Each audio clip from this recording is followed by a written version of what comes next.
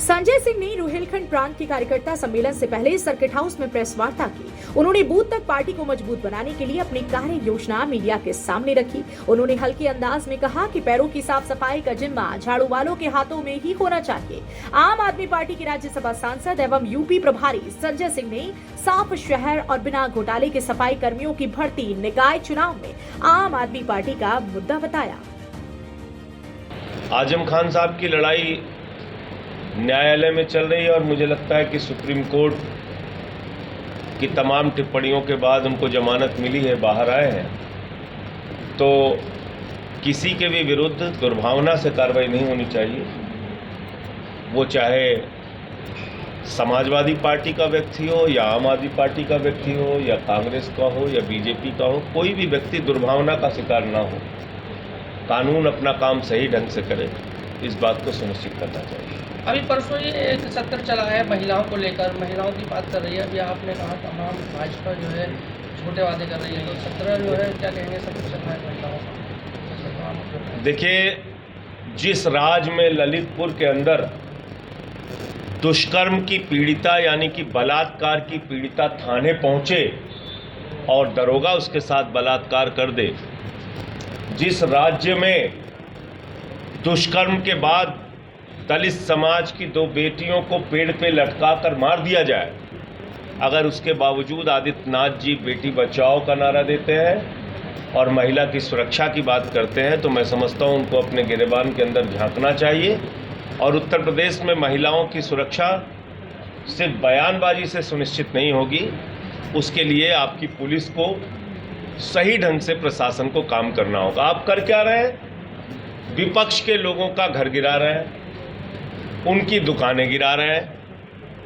आपका एसडीएम यही मुरादाबाद का एक मामला में पढ़ रहा था, एक फर्नीचर वाले ने एसडीएम से पैसा मांग लिया, उसका घर गिरा दिया।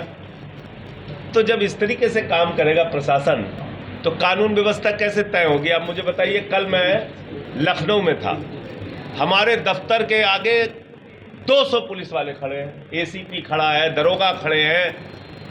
मालूम पड़ रहा है छावनी बना दिया। क्या? क्योंकि महंगाई के खिलाफ हमारे कार्यकर्ता प्रदर्शन करने जा रहे हैं। तो जिन पुलिस वालों को बलात्कारी पकड़ना चाहिए, गुंडे पकड़ना चाहिए, डकैत पकड़ना चाहिए, वो पार्टियों का दफ्तर घेरे पड़े हुए हैं। तो मुझे तो शर्म आती है आदित्यनाथ जी पर कि आपकी पुलिस को अपराधियों को पकड़ने के बजाय आप विपक्ष के लोगों पर लगाए फिर रहे हैं। कैसे कानून व्यवस्था ठीक होगी बताइए? सर, उत्तर प्रदेश के अंदर मदरसा सर्वे और वक्फ बोर्ड की संपत्तियों का सर्वे। देखिए, मैं तो ये कह रहा हूँ 26,000 सरकारी स्कूल उत्तर प्रदेश में बंद हुए हैं। 26,000 सरकारी स्कूल। बच्चे टाट पट्टी पे बैठ के पढ़ रहे हैं, नमक रोटी खा रहे हैं, सूखा भात खा रहे हैं, बिल्डिंगें गिरी हुई हैं। इन सरकारी स्कूलों को ठीक करो। मदरसा जहाँ गड़बड़ है वो भी ठीक करो। जहाँ वक्फ बोर्ड की संपत्ति पे किसी ने अवैध कब्जा कर रखा है वो भी ठीक करो। हमारी आपत्ति इन बातों पर नहीं, लेकिन फर्जी राजनीति मत करो। जो बच्चों को शिक्षा देने के नाम पे आप कह रहे हो हमने कॉन्वेंट बना दिया, आपने तो 26,000 स्कूल बंद किए हैं। 1.25 लाख टीचर्स की कमी है। 1,75,000 शिक्षा मित्रों को अब तक परमानेंट नहीं किया आपने। तो इसलिए आपकी कार्रवाइयों को लोग अब समझने लगे हैं। बढ़िया दुकान चल रही थी हिंदू मुसलमान की, ये अरविंद केजरीवाल जी आ गए, वो स्कूल अस्पताल की बात करने लगे, तब परेशानी हो रही इन लोगों। वरना तो दुकान अच्छी चल रही है भाजपाइयों की, हिंदू मुसलमान करके काम करने की जरूरत क्या है? उनका कहना यह है कि वक्फ बोर्ड की संपत्ति का सर्वे कराने के बाद वो उस पर स्कूल और कॉलेजेस वगैरह और इसके साथ ही। अरे मेरे भैया, मैं कह रहा हूँ जो थे उसको 26,000 क्यों बंद किया? वो खोल दो पहले। कहीं पर थे ना 26,000 स्कूल, उसको खोल दो। फिर वक्फ की संपत्ति भी खोल दो। हम लोगों से भी, हमारे पास भी कुछ ज़मीन है बाप दादा की, अपने पैसे से तो एक भी नहीं खरीद पाया।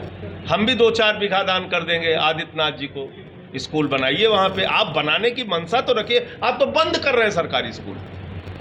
मैं आपसे कह रहा हूँ 5 बीघे जमीन मैं आदित्यनाथ जी को अपनी दान कर दूंगा, पिताजी से बात करके। सरकारी स्कूल बनाओ तो तुम, 26,000 स्कूल आपने बंद किया, नाटक कर रहे हो हमें वक्फ की संपत्ति पे स्कूल बनाना, अस्पताल बनाना। क्या झूठ बोल रहे हैं आप? अगर नगर निकाय के चुनाव में लोग हमें मौका देते हैं, और मैं तो एक ही बात कह रहा हूं, एक चुनाव में लोगों ने मोदी को वोट दिया, एक में योगी को वोट दिया। शहरों की सफाई का काम तो वैसे भी झाड़ू वालों को देना चाहिए, तो हम लोगों को इसमें मौका दे दो सर। मुरादाबाद से फजल अहमद के साथ अंकित सिंह की रिपोर्ट, एक्सप्रेस न्यूज।